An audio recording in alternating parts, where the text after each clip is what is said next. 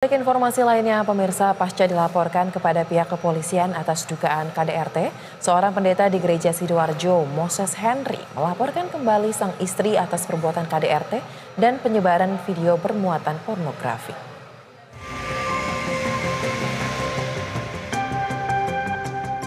Seorang pendeta di Gereja Sidoarjo, Moses Henry, melaporkan balik istrinya ke Polrestabes Surabaya dengan perbuatan kekerasan dalam rumah tangga dan penyebaran video bermuatan pornografi Kamis siang. Hal ini dilakukan sebagai langkah lanjutan setelah dirinya dilaporkan oleh sang istri Shirley atas dugaan kasus KDRT yang dilakukan oleh Moses. Terlapor dipanggil ke Polrestabes Surabaya untuk dimintai keterangan. Moses Henry menyangkal ucapan istrinya Shirley yang mengatakan jika ia mengalami KDRT selama puluhan tahun. Moses memastikan kabar itu tidak benar. Bahkan selama ini ia mencukupi semua kebutuhan istri dan anaknya.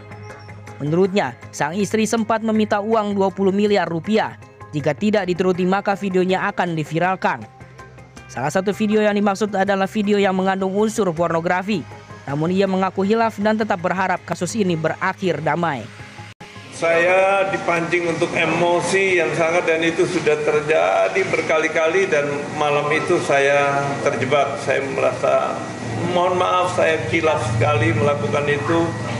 Dan kalau dia bilang 20 tahun itu dari kehidupannya yang tampak di postingan media sosial yang berjumlah 4.739 itu sangatlah aneh. Sangat tidak masuk di akal 20 tahun. Seorang wanita bisa bertahan untuk penyiksaan gitu. Pemeriksaan terhadap Moses Henry dilakukan secara tertutup untuk umum dan materi pemeriksaan juga tertutup untuk publik.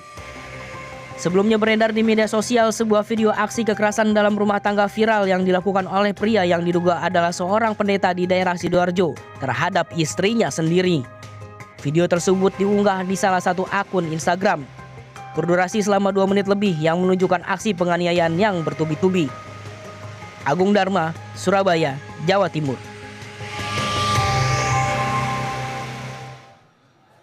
Dan untuk membahas terkait dengan kasus ini lebih lanjut, kita sudah terhubung dengan Soleh selaku dengan kuasa hukum korban. Selamat sore Pak Soleh.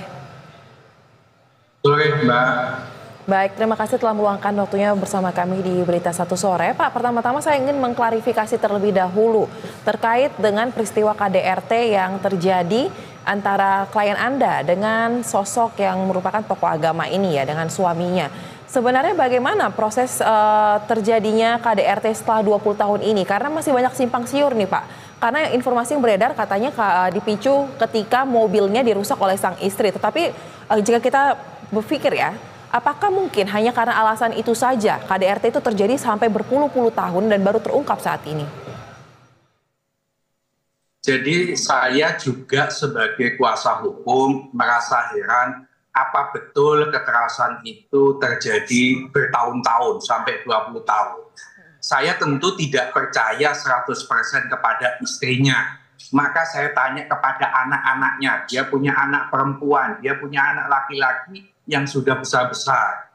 Dan pada saat video terjadi kekerasan, anaknya pun tidak melakukan pembelaan. Hanya anaknya itu mencoba mempengaruhi supaya bapaknya itu tidak melakukan kekerasan lagi.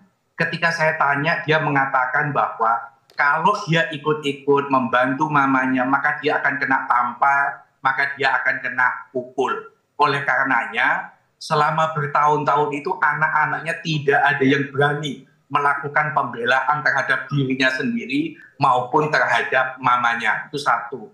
Yang kedua, saya pun menyaksikan di awal kenapa istrinya baru sekarang berani. Dia menyampaikan saking takutnya bertahun-tahun itu sebab suaminya ini dia pengacara, suaminya ini ngaku tokoh agama, ngakunya dia punya banyak kenalan pejabat. Dia pun ngancam pakai pistol kalau macam-macam istrinya. Jadi apa yang terjadi itu menyebabkan trauma tinggi kepada mamanya, kepada dua anaknya. Sehingga tidak berani melakukan perlawanan. Menurut saya kasus seperti ini tidak hanya terjadi pada Ibu Shirley. Beberapa kasus juga seperti itu. Ketakutan yang luar biasa menyebabkan dia tidak lapor polisi. Ketakutan luar biasa menyebabkan dia tidak berani melakukan atau speak up di publik. Baru sekarang ini, itu pun karena kenal dengan saya. Dia tanya-tanya terhadap kasus ini, dikenakan oleh temannya kepada Cak Soleh, akhirnya kita bela, sudah kita harus speak up. Makanya awalnya itu kita viralkan,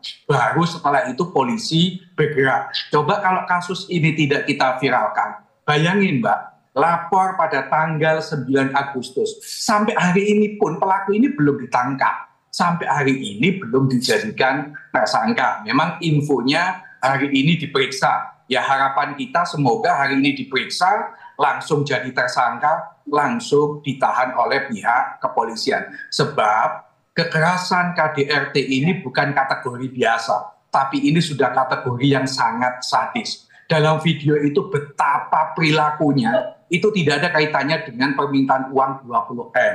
Tidak ada kaitannya dengan misalnya soal asmara, tidak ada. Murni hanya soal kebetulan mobilnya nabrak, emosi. Dan memang menurut mamanya, menurut kedua anaknya, pokoknya ada masalah sedikit main pukul, ada masalah sedikit main tampar. Seperti itu kesehariannya. Baik, berarti apa yang disampaikan oleh pelaku atau suami dari korban ini masih bisa disangsikan ya terkait dengan kebenarannya. Dan memang KDRT apapun alasannya ini tidak bisa dibenarkan. Tetap ini adalah suatu hal yang salah ya. Lalu terkait dengan anak-anak yang ada 2 orang melihat sepanjang hidupnya ketika ibunya dipukul oleh sang ayah. Apakah mereka juga sempat pernah menjadi korban pemukulan juga atau penganiayaan selama ini Pak?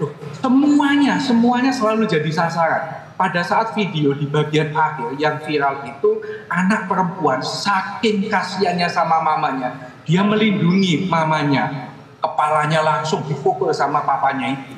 Jadi ini saya tanya, kan panggilannya si Nyo anak yang cowok ini, usia 16 tahun. Seingatmu sejak kapan perlakuan kasar papamu kepada mamamu? Dia menjawab, sejak dia TKB. Bayangin itu. Sejak TKB itu sudah berulang-ulang terjadi pemukulan kepada orang tuanya. Dan saya berharap begini, polisi segera menyita pistol yang dipakai menakut-nakuti istrinya itu.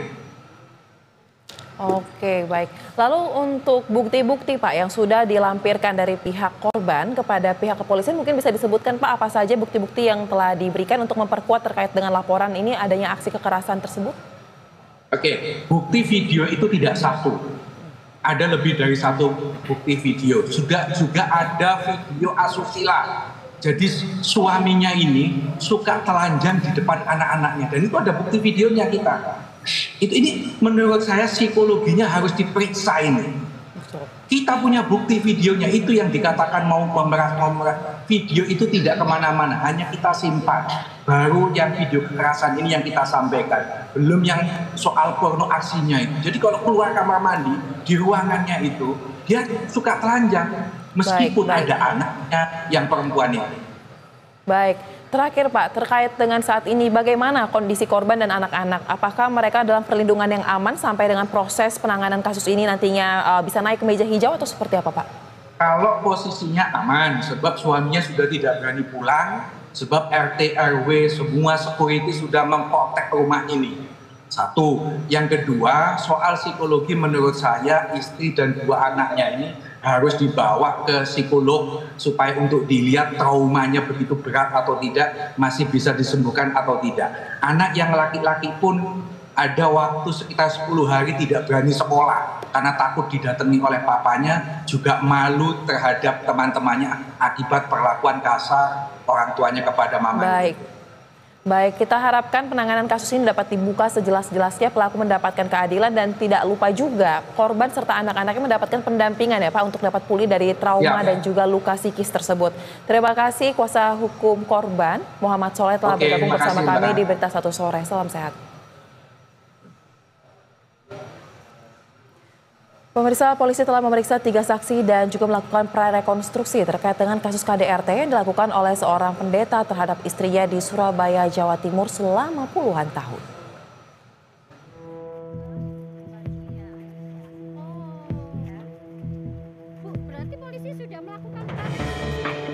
Kasus KDRT yang dilakukan oleh seorang pengacara sekaligus pendeta terhadap istrinya yang viral di media sosial memasuki babak baru. Hingga saat ini, pihak kepolisian telah memeriksa 3 orang.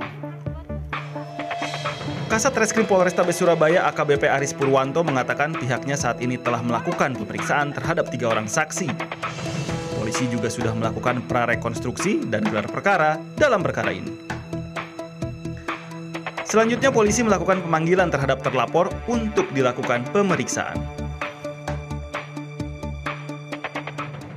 Satreskrim Polrestabes Surabaya sudah melakukan tindakan penyelidikan dan melakukan rekonstruksi, dan kemarin sudah melakukan gelar perkara untuk naik ke tahap penyidikan, dan saat ini sudah melakukan pemeriksaan terhadap 3 orang saksi, dan perkembangan nanti akan saya sampaikan lebih lanjut. Sebelumnya Sherly yang merupakan istri sekaligus korban KDRT oleh suaminya sendiri dan anaknya sudah menjalani pemeriksaan. Selanjutnya, korban dengan ditemani kuasa hukumnya kembali mendatangi gedung Polrestabes Surabaya Rabu siang kemarin guna mengantarkan asisten rumah tangganya untuk diperiksa sebagai saksi. Sebuah video beredar di media sosial yang merekam aksi kekerasan dalam rumah tangga yang dilakukan suami terhadap istrinya di depan penghuni rumah. Dalam rekaman tersebut, sang suami yang berprofesi sebagai pengacara sekaligus pendeta itu memukul istrinya menggunakan tangan dan pipa besi yang sudah meronta-ronta kesakitan. Agung Dharma, BTV, Surabaya, Jawa Timur.